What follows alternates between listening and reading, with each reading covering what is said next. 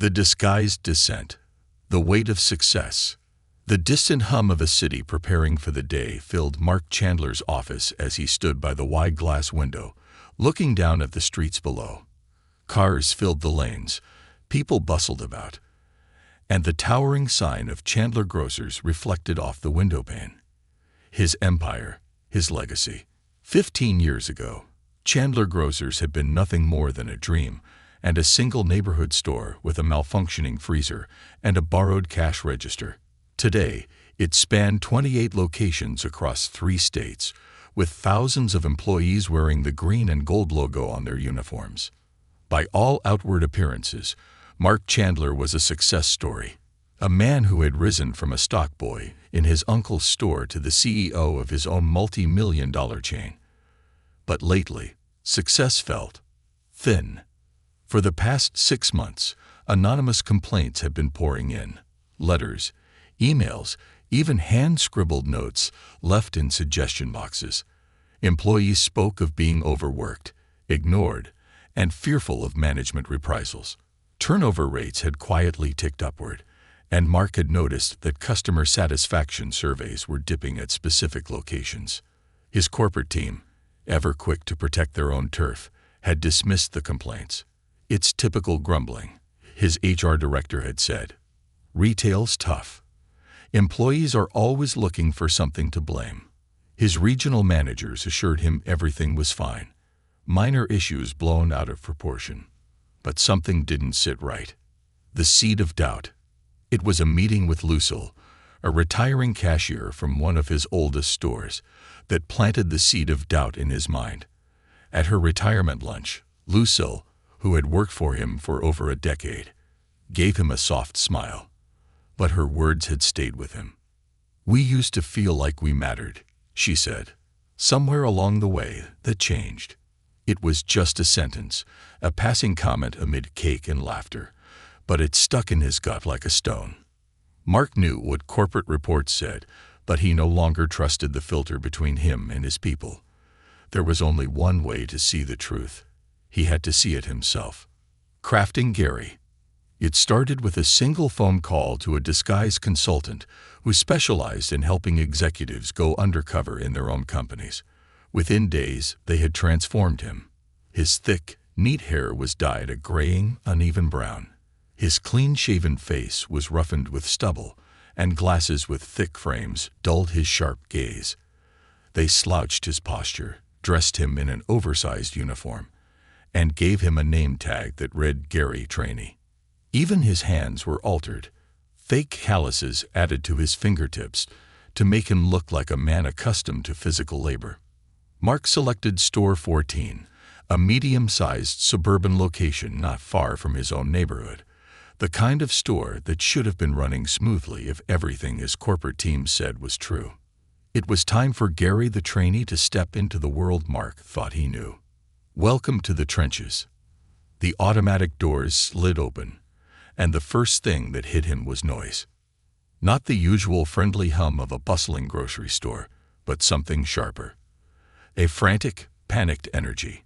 Lines stretched down the aisles, carts bumped into shelves, and employees rushed past each other without so much as a glance. The store's shift supervisor, a wiry woman in her 40s named Donna, spotted him. Dark bags hung beneath her eyes, and her smile was so tight it looked painful. "Gary, the new guy?" she asked, barely waiting for him to confirm before nodding toward the front lanes. "Shadow Evelyn. She's on Register 2. Learn fast. We're drowning." Meeting Evelyn. At Register 2, Mark found Evelyn, a woman well into her 70s, her silver hair tucked into a neat bun, hands moving with mechanical efficiency as she scanned, bagged, and smiled all at once. Her smile was gentle, her voice warm, but her eyes were tired. "First day, honey?" she asked without slowing down. "Yes, ma'am," Mark said, the weight of his fake glasses pressing into his nose. "Stick with me, you'll be fine," she said with a wink. For the next few hours, Mark watched Evelyn perform miracles. She knew every regular customer by name, helped elderly shoppers balance their bags, and covered for a younger cashier who was falling behind. Evelyn wasn't just efficient. She was the heart of this store. But Mark noticed something else. Her hands trembled slightly each time she reached for a heavy item. She winced when bending to grab a bag, her knees cracking audibly. Her smile, no matter how warm, flickered with exhaustion. The request that broke his heart. As the evening shift wound down, Dana walked by Evelyn's register. "Evelyn, you're done for the day. Go home, get some rest." Evelyn hesitated. "Actually, can I stay a few more hours?" Dana raised an eyebrow. "Evelyn, you've already worked a full shift." "I know, but the hours help. And if the store needs me." Evelyn's smile was so forced, it almost broke Mark's heart. Dana sighed. "Fine. Just don't overdo it." As Evelyn rang up another customer, Mark felt his stomach twist into knots. Why was a woman her age so desperate for overtime? Didn't she have a pension? A comfortable retirement after years of service? A window into reality? Later, in the cramped break room, Mark sat beside her at a dented plastic table. "You work a lot of overtime?" he asked, keeping his tone casual. Evelyn chuckled. "Got to keep busy. Plus, Social Security only stretches so far." "No pension," he pressed, pretending he didn't already know the policy. Evelyn shook her head. "Part-timers don't get benefits. I've been here 12 years, but for most of that, I was part-time. When my husband passed, I had to pick up more hours just to keep my apartment." The confession hit Mark like a punch. 12 years of loyalty, and she was still living paycheck to paycheck, her husband gone, her future dependent on whether she could stand behind a register for another shift. Before Mark could respond, a sharp voice cut through the room. "Break's over. Let's go." The store manager, a stocky man in his 40s named Trent, stood in the doorway, his scowl already carved into his face. His name tag gleamed proudly. "Store manager." Evelyn stood instantly, nodding. "Yes, sir." As they headed back to the floor, Mark could feel the shift in energy. Employees moved faster when Trent was nearby, their eyes on the floor, their shoulders tense.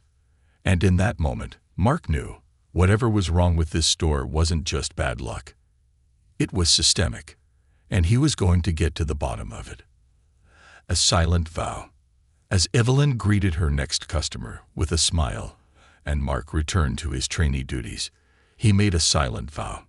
He was going to fix this.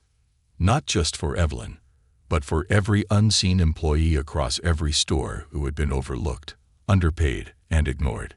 He had built Chandler Grocers to be a family, but somewhere along the way, it had become a machine. It was time to take back control. Cracks in the foundation. A world without trust. The first thing Mark Chandler, or rather, Gary the trainee, noticed the next morning was the silence. It wasn't actual silence, of course. The store was alive with the usual hum of grocery life. The beeping of registers, the rumble of rolling carts, and the shuffle of shoes on tile floors. But beneath it all was a profound and unsettling absence of chatter between the employees. Nobody laughed in the aisles. No one lingered at the coffee machine sharing stories from home. The only conversations Mark overheard were whispered, clipped exchanges between exhausted coworkers too afraid to speak freely. Trust had died here. It wasn't just a store where people worked. It was a store where people endured. The phantom manager. Trent, the manager, was a ghost until he wasn't. When he appeared, it was sudden and unpleasant, like a thunderclap on a clear day. Mark quickly learned the pattern. Trent lurked in his office for hours, emerging only to bark orders, correct mistakes, or demand faster performance from people who were already moving at top speed. "Why are there 2 pallets still sitting in the stockroom?" He growled at a teenager named Justin, who was so new his uniform shirt still had creases from the packaging. Justin stammered an apology, his fingers twisting the hem of his apron, but Trent was already stomping away, muttering about how nobody respects the chain of command anymore. Mark saw this pattern play out again and again. Employees didn't see Trent as a leader. They saw him as a storm to be weathered. When he wasn't barking orders, he was in his office, browsing his phone or calling in favorites. These were his inner circle, the handful of workers who got the best shifts, first pick on vacation requests, and his protection when mistakes were made. The power of fear. Fear was the unspoken currency of Store 14. Miguel, a stock clerk no older than 19, confided in Mark while the two of them unloaded a truck in the dimly lit stockroom. His voice was barely above a whisper, even though they were alone. "Trent's got this thing. If you mess up, you lose shifts. He says it's just scheduling needs, but everybody knows what it really means." Miguel had once asked for a weekend off to visit his sick grandmother. The next week, his hours were cut in half. When he asked why, Trent's answer was terse and chilling. "We reward reliability here." The disappearing paychecks. The deeper Mark dug, the more uncomfortable truths he uncovered. Paychecks were off. Employees were consistently shorted 30 minutes here, an hour there. Payroll disputes were dismissed as time clock errors, even though the errors always favored the store. Mark overheard a conversation between Tara, who ran the bakery counter, and Donna, the shift supervisor, in the break room. "I'm missing 3 hours from last week's check again," Tara said, her voice thick with frustration. Donna shook her head. "I put in the correction last week. Trent said corporate rejected it, said we can't approve too much overtime. But it's not overtime. It's time I worked." Donna's voice dropped. "I know. But if you push too hard, you know what happens." Tara's jaw clenched, and Mark saw the anger she swallowed down like bitter medicine. This was a store where people had learned not to fight back. Evelyn's quiet struggle. Mark had been keeping a close eye on Evelyn. She never complained, never asked for help. But when the register slowed, her hands rubbed at her knees, her fingers pressing into joints that had borne too much weight for too many years. That afternoon, during a brief lull, Mark asked her quietly, "How long have you been working full-time hours?" She gave a tired smile. "Officially, just a few months. Unofficially, years. They always needed someone to cover, and I needed the pay. Part-time's just a label here." Mark's stomach turned. 12 years of loyalty. 12 years of bending, standing, smiling, lifting. And what did she have to show for it? "What happens if you get hurt?" he asked. Evelyn hesitated, then shrugged. "I can't afford to get hurt." Simple as that. The face of corporate rot. By day 3, Mark's undercover mask was starting to feel like a weight on his chest. Every moment he spent as Gary the trainee, he was exposed to the systemic rot spreading through his company. A rot that had started in management offices and was poisoning the floor. It wasn't just Store 14. If this was happening here, it was happening everywhere. That realization brought a cold sweat to the back of his neck. He had built this. Somewhere along the way, Mark had trusted the wrong people. He'd let policies get rewritten by regional managers obsessed with margins instead of people. He'd let Trent types rise through the ranks because they produced numbers, even if they left bodies in their wake. The numbers had blinded him. Testing the system. If Trent ran the store on fear, Mark needed to test it himself. That afternoon, while helping a customer with a bulk item, Mark deliberately messed up a pricing scan. The discount failed to apply. The customer, friendly and patient, pointed out the error. Trent, who had been lurking nearby, pounced like a shark smelling blood. "Gary, what the hell? We've been over this. Every second counts." Mark kept his face blank, adopting the submissive trainee act. "Sorry, sir. I'll fix it." "You'll fix it. Do you think I have time for you to fix it?" Trent's voice was loud enough to draw eyes from the next lane over. "Step aside. Evelyn, take over. This is why we don't hire amateurs." Mark's blood simmered, but he bit his tongue. He needed to see this play out. Evelyn stepped in with practiced grace, fixing the order, smiling at the customer, and absorbing Trent's venom like a sponge soaking up dirty water. Lunchroom confessions. That evening in the break room, Evelyn sat across from Mark, slowly unwrapping a sandwich from wax paper. They ate in silence until Mark finally asked, "Why do you let him talk to you like that?" Evelyn glanced around the room, making sure no one was listening. "Because I've seen what happens when you don't." "You mean the hours thing?" Mark asked. Evelyn gave a sad smile. "That, and the shifts you don't get called for. The schedules that suddenly leave you with 5 hours one week and 40 the next. People depend on this job. They can't risk it. So you take it. You smile. You nod. You survive." The words hit Mark harder than expected. His store, the one that bore his name, had become a place where survival mattered more than pride, more than respect. It wasn't supposed to be like this. The promise. That night, Mark couldn't sleep. He lay awake in his hotel room, staring at the ceiling, Evelyn's words replaying in his mind. You smile, you nod, you survive. When he'd started Chandler Grocers, he'd promised himself his stores would be different. They would be places where employees could build careers, where customers felt welcome because the employees felt valued. That promise had been broken, but it wasn't too late to fix it. Mark rose, walked to the window, and stared at the faint glow of Store 14 in the distance. Tomorrow, the fix would begin. He wouldn't be Gary the trainee much longer. Whispers beneath the surface. A different kind of tired. When Mark Chandler walked back into Store 14 the next morning, still wearing Gary's baggy uniform and thick glasses, the store's familiar worn-out energy settled over him like a damp coat. The employees' faces were already tired.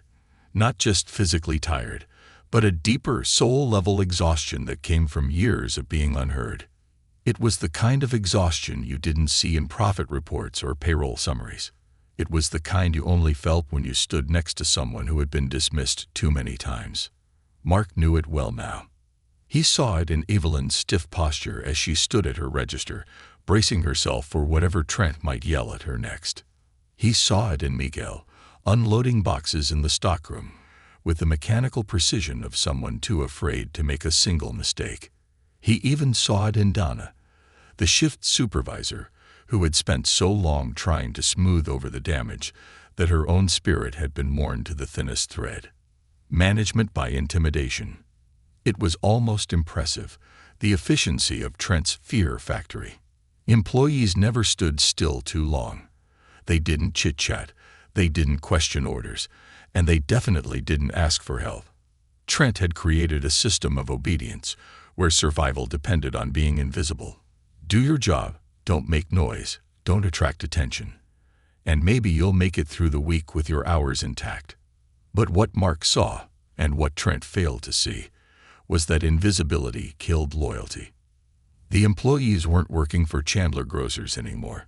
They were working against it, against the system that had turned them into ghosts. Every whispered complaint, every time clock adjustment, every cut corner in the stockroom, it was all quiet revenge. You didn't hear it from me. Mark knew if he was going to truly understand the damage, he couldn't just watch. He had to talk, really talk, to the employees who had lived under Trent's reign the longest. It started in the break room, over a lukewarm cup of vending machine coffee. He sat next to Tara, the bakery worker, during her 15-minute break. Her apron was dusted with flour, her hair pulled back into a messy knot, and her eyes constantly flicked toward the door, as if expecting Trent to appear at any second. "How long you been here?" Mark asked, keeping his tone light. 6 years, Tara said, wrapping her hands around her cup like it was a lifeline. Longer than Trent.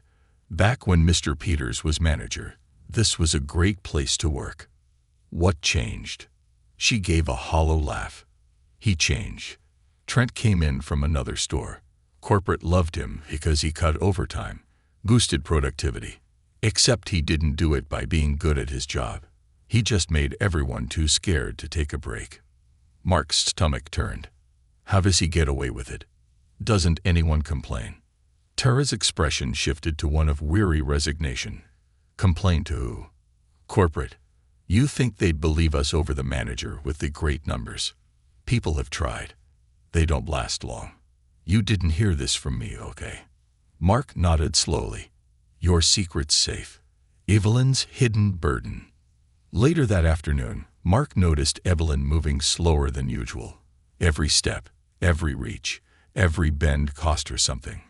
Between customers, he gently approached her. You okay? She smiled, but it was the kind of smile that hid pain too familiar to name. Just a little stiff today. These old bones aren't as fast as they used to be.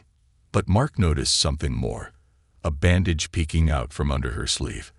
When she reached for a bag of groceries, the fabric shifted just enough to show a darkening bruise trailing up her forearm. What happened? He asked quietly. Evelyn pulled her sleeve down quickly. Nothing, honey. Just a little accident at home. I'm fine. She wasn't fine. Not physically, not financially, not emotionally. Evelyn was the embodiment of everything wrong with his system. A woman who had given over a decade to the company, left to fend for herself with no safety net, no retirement cushion, and no way out. And still, she showed up every day, because she had no other choice. Trent's circle. Trent didn't abuse everyone equally. That much was clear. He had a small circle of favored employees, the ones who got the prime shifts, the easier departments, the best bonuses. These were the ones who turned a blind eye to his tantrums, who didn't speak up when hours were cut from others. Mark watched them closely. Bryce, a frozen foods clerk who spent more time on his phone than stocking shelves. Monica, who worked at the service desk and conveniently always got weekends off. And Ken, who laughed at Trent's jokes even when they were at someone else's expense. These weren't employees thriving because they were great workers. They were survivors, playing the game better than everyone else. Mark wasn't angry at them. Not exactly. He was angry at the system that had made them choose loyalty to a tyrant over loyalty to each other. Watching the breaking point. That evening, Miguel made a mistake. He accidentally stacked a pallet of cleaning supplies on top of a fragile display of holiday candles. The crash was loud enough to bring Trent out of his office like a shark drawn to blood. What the hell was that? Trent bellowed, his face already red. Miguel stood frozen, eyes wide, fingers trembling. You think we got money to waste cleaning up your screw-ups? Huh. You know what this is coming out of. Your hours, kid. Hope you didn't want to eat this week. Miguel muttered an apology, his voice barely audible. Mark clenched his fists at his sides, biting his tongue so hard it hurt. This was it. This was the moment. But not yet. He wasn't just going to confront Trent. He was going to expose him. And that meant gathering every last shred of truth first. The quiet alliance. That night, as the store was closing, Mark found Dana, the shift supervisor, hunched over a clipboard, trying to finish schedules while the store's fluorescent lights flickered above her. Dana, Mark said softly. She glanced up, startled. Yeah? He hesitated, then took a risk. Do you think things could be different here? If Trent wasn't in charge? She froze, pen hovering over the paper. What are you asking me? Mark leaned closer. If someone finally called him out, would you back them up? Dana's face shifted. Fear, hope, doubt, a whole kaleidoscope of emotions. Finally, she gave the smallest nod. Yeah, I would. Mark smiled faintly. Good. Stay close. Things are going to change. A plan in motion. As Mark left the store that night, the weight on his chest was lighter, but the fire in his gut burned hotter than ever. This wasn't just about firing Trent. This was about rebuilding trust, one employee, one store, one policy at a time. Tomorrow, the mask would start to come off, pulling back the curtain. The calm before the storm. When Mark Chandler, still dressed as Gary the trainee, walked into store 14 the next morning, he felt the strange weight of knowing that by the end of the day, nothing would ever be the same. The employees didn't know it yet. Trent didn't know it yet. But the entire foundation this store rested on, the fear-based system, The toxic hierarchy, the silence that had infected every aisle and break room, was about to crack wide open. There was a certain calmness in it. For the first time in days, Mark wasn't wondering whether to act. He knew. The only question was how much damage the truth would cause when it finally spilled into the open. One more day in their shoes. Before the big reveal, Mark wanted one last day of seeing everything from the ground floor. He spent the morning stocking shelves with Miguel, chatting softly between boxes of canned soup. "How long you thinking of staying here?" Mark asked, knowing Miguel was the type of worker who could shine in the right environment. Miguel shrugged. "I wanted to save up to take a couple classes, maybe learn HVAC or something. But every time I get close, my hours get cut, or Trent writes me up for some stupid thing, and there goes my savings." Mark's heart sank. This kid deserved better. "You're good at this job, you know," Mark said. "Ever think about moving up? Maybe into a supervisor role?" Miguel snorted. "You're kidding, right?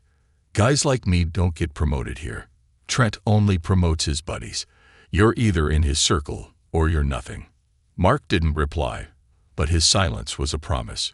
Evelyn's quiet battle. At Register 2, Evelyn worked her shift with her usual quiet grace, her fingers trembling slightly as she bagged heavier items, her knees stiff as she moved side to side.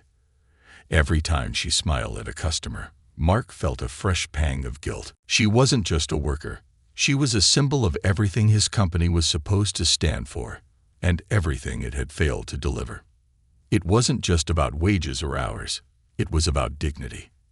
And Evelyn, loyal to a fault, had never once let her frustration show. She deserved better too. Trent's latest power play. It was around noon when Trent made his first appearance of the day, sauntering out of his office with the air of a man inspecting his kingdom. He wandered the aisles, criticizing displays, nitpicking prices, and stopping by the registers just long enough to remind everyone that he was watching. He passed Evelyn, and Mark caught the way her shoulders tensed, the way her smile stiffened just slightly when Trent leaned on the edge of her counter. "You're falling behind, Evelyn," he said loudly enough for nearby customers to hear. "Need me to find someone younger to take over?" Evelyn's smile never faltered, but the light behind her eyes dimmed. That was it. Mark's grip tightened around the cart handle in his hands. Enough. The unmasking. At exactly 3:00 p.m., Mark slipped away from the floor and into the employee break room. He stood in front of the smudged bathroom mirror, pulling off the thick glasses and the itchy, graying wig. His posture straightened, his natural voice, confident, clear, returned to his throat. He was Mark Chandler again. He let out a slow breath. It was time. The first shock. The break room door swung open, and Trent walked in, grumbling about something on his phone. He barely looked up before Mark spoke. "We need to talk, Trent." Trent's head snapped up, eyes narrowing at first in confusion, and then widening in disbelief as recognition bloomed. "What the... Gary? What the hell is this?" Mark folded his arms. "Not Gary. Mark Chandler." The blood drained from Trent's face. His mouth opened, then closed. He took a step back, as if the sheer presence of his boss unmasked before him was physically pushing him toward the door. "You're kidding. This is a joke, right?" "It's no joke, Trent. I've spent the last week watching you, watching how you run this store, how you treat my employees, and now we're going to have a conversation." Trent stammered, trying to find footing. I didn't know. If I'd known you where." Mark's voice cut through him like a blade. "That's the problem. You shouldn't need to know. You should treat every employee with the same respect you'd give your boss." Trent's jaw tightened. "Look, I run a tight ship. That's why this store has some of the best numbers in the district." "At what cost?" Mark's voice was dangerously soft. "I've seen what your tight ship does. It breaks people. It leaves good employees too scared to speak up. It drives out talent and loyalty. And it ends now. You can't just fire me." "I can. And I am. Effective immediately. Trent's face went red, veins bulging at his temples, but there was nowhere to go, no defense to mount. Pack your things. Security will escort you out. The store's reaction. The moment Trent walked out the front doors, his face flushed, his gait stiff with anger. The store fell into an uncomfortable silence. Employees stared, some whispering to each other, others exchanging cautious glances. Nobody knew what was happening. Not yet. Mark stood near the customer service desk, cleared his throat, and raised his voice. "Everyone, can I have your attention?" Slowly they gathered. Miguel with a box cutter still in hand, Tara with flour dusting her sleeves, Evelyn leaning lightly on her register. The fear on their faces was palpable. Nobody knew what to expect from this strange man who had, until today, been just Gary the trainee. Mark took a breath. "My name is Mark Chandler. I'm the owner of Chandler Grocers, and for the past week, I've been working here undercover." The shockwave rippled through the crowd. Eyes widened, mouths dropped, and more than one employee exchanged nervous glances. "I came here because I needed to know what was really happening in my stores, not the polished reports corporate gives me, but the truth. And what I saw here at Store 14 was unacceptable." The silence was deafening, every word hanging heavy in the air. "I saw loyal employees disrespected. I saw good people afraid to speak up. I saw a manager who built his power by tearing down his team. And that stops today." He took a step forward, his gaze moving from face to face. "Starting right now, Store 14 is changing. Not just here, but across my entire company. Because I've seen what happens when leadership forgets who really keeps these stores running. And I won't let it happen again." He paused, letting the weight of it settle. "This store, and every store in my company, should be a place where people are treated with respect, where hard work is rewarded, not punished, where no one is afraid to ask for help. And from now on, you have my word, you will be heard." The tension slowly melted. Miguel's shoulders relaxed. Evelyn's lip trembled. Tara's arms slowly lowered from her defensive crossed stance. "There will be changes, some immediate, some that take time. But the fear ends today." A hesitant ripple of applause started, faint at first, then growing, as the employees of Store 14 began to believe that maybe, just maybe, something was about to get better. Rebuilding from the ground up. The first steps after the fall. Trent's departure left a vacuum in the heart of Store 14, but not the kind you'd expect when a leader leaves. No one mourned him. There were no whispered goodbyes, no lingering employees offering to help him pack up his things. If anything, there was relief, the kind that settles into people's bones when a long-held weight is finally lifted. But relief didn't mean trust. Not yet. As Mark stood before his gathered employees, no longer Gary the trainee, but Mark Chandler, the man who signed their paychecks, he could feel their hesitation, their wariness. They'd heard promises before, from corporate visitors, from district managers, from supervisors forced to relay sugar-coated memos. Promises were cheap here. If Mark wanted to rebuild Store 14 and his entire company, he needed something stronger than words. He needed proof, face to face with the truth. After his public speech, Mark didn't retreat into the manager's office. He didn't even go near it. Instead, he set up shop in the break room, pulling a folding chair and a clipboard to the center of the room. "I want to talk to all of you, one at a time, if you're willing." A few employees exchanged uncertain glances, unsure if this was a trap or some bizarre corporate stunt. But Donna, the shift supervisor, stepped forward first. She perched on the edge of her chair, hands folded tightly in her lap, and waited for the other shoe to drop. Mark smiled gently. "Donna, I've been watching you. You hold this place together, even when Trent made it impossible." Her face softened, but her guard didn't lower. "I did what I could. I know. And I'm not just saying that to be polite. I want you to tell me the truth, not what you think corporate wants to hear." The real truth. Dana hesitated only a second. Then the words poured out. Stories of shift changes with no notice, of hours mysteriously vanishing from paychecks, of employees too afraid to ask for time off, and of a culture where survival meant staying invisible. I tried to push back sometimes, but Trent would just remind me who signed my evaluations. If I made too much noise, he'd say corporate would think I wasn't a team player, so I stopped trying. I'm sorry. Mark shook his head. No, this isn't your fault. This system didn't fail because of you. It failed because of me. I let it grow under my nose. But I'm here now, and I'm not leaving until it's fixed. For the first time, Dana's shoulders relaxed. If you're serious about that, you'll have my full support. I'm serious, and I'll need your help. Listening to the forgotten. One by one, the employees came. Miguel sat across from Mark, his hands fidgeting with a loose thread on his apron. I'm sorry I broke that display yesterday, he mumbled, before Mark could even speak. Miguel, I'm not here to talk about that. I'm here to talk about how you've been treated. Miguel's eyes snapped up in surprise. Me? I'm just nobody here. That's where you're wrong. You're somebody, and I need to know what it's been like for you. Don't hold back.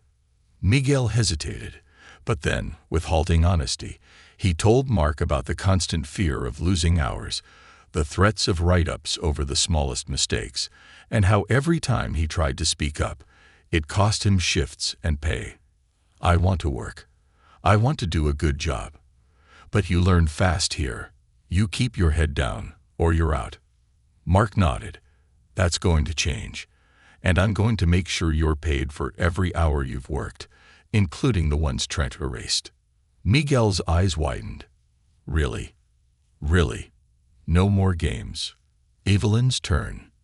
Evelyn came last, her hands still faintly trembling from her shift. She sat down across from Mark, her smile gentle but her eyes tired. Mr. Chandler. Please, just Mark. She nodded. Mark. I don't know what you want me to say. I've been here a long time. Seen managers come and go. Some good, some bad. You just do what you have to do. That's life. Mark's chest tightened. Evelyn had been forced to accept survival as the best she could hope for. That's not life, Evelyn. That's just surviving. And you deserve more than that. Her smile flickered, as if she wanted to believe him, but years of disappointment had built walls around her hope. We'll see. You will, Mark said softly. I promise. Immediate actions. By the end of the day, the first changes were already in motion. Trent's payroll manipulations were reversed. Every employee who had been shorted hours received an immediate correction, with back pay for every minute stolen. Overtime restrictions were lifted, and part-time employees working full-time hours were reclassified as full-time, with benefits kicking in immediately. A new store manager wasn't immediately named. Instead, Dana was promoted to interim manager, with full authority to make scheduling and operational decisions. You've already been doing the job, Mark told her. Now you'll have the authority to do it right. Changing the culture. Policy changes were easy. Culture change was harder. Mark stood in the middle of the sales floor that evening. Employees gathered around him again. I know words don't mean much after everything you've been through, he said. That's why I'm going to show you the changes, not just talk about them. He took a deep breath. Every employee in this store, and every store in my company, will have a direct line to me. Not just through corporate or your manager, directly to me. If you're being mistreated, if something isn't right, I want to know. No one will lose their hours for speaking up. That's my promise. A few skeptical glances flickered through the crowd. They'd heard versions of this before, but Mark wasn't done. We're also creating an employee advisory board, not just at corporate, but here, at the store level. Every store will elect 2 employees, anyone you trust, to meet regularly with me and corporate leadership to talk about what's working and what's not. No filters, no fluff, just the truth. That got their attention. Employees exchanged glances, a spark of cautious hope beginning to take root. It's going to take time. I can't fix everything overnight. But I swear to you, we're starting today. And I'm not leaving you to figure it out alone. I'll be back, and I'll keep coming back. Because this store, and every store, matters to me. Not just the numbers, the people. For the first time, a few employees clapped, not the polite, forced applause of corporate visits past, but something real. A few. Then more. Until the entire store was clapping, not because they believed everything would be perfect tomorrow, but because, for the first time in years, they believed change might actually be possible. Evelyn's smile.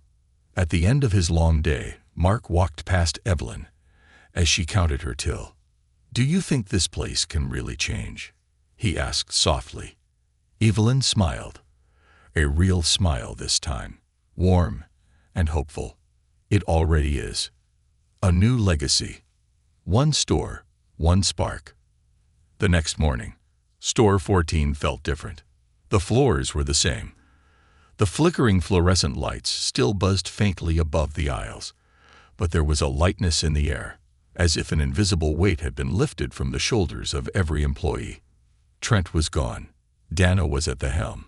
Payroll corrections were in process, and Mark Chandler, the man they had once assumed lived in a distant corporate tower, was standing right there with them, stacking canned soup alongside Miguel, bagging groceries next to Evelyn, and wiping down conveyor belts like a brand new hire. It was a small store in the grand scheme of Mark's growing empire. One of dozens. But it was also the tipping point, the spark that would light a wildfire of change. The meeting that changed everything. 2 days later, Mark stood at the head of the largest conference table in Chandler Grocer's corporate headquarters.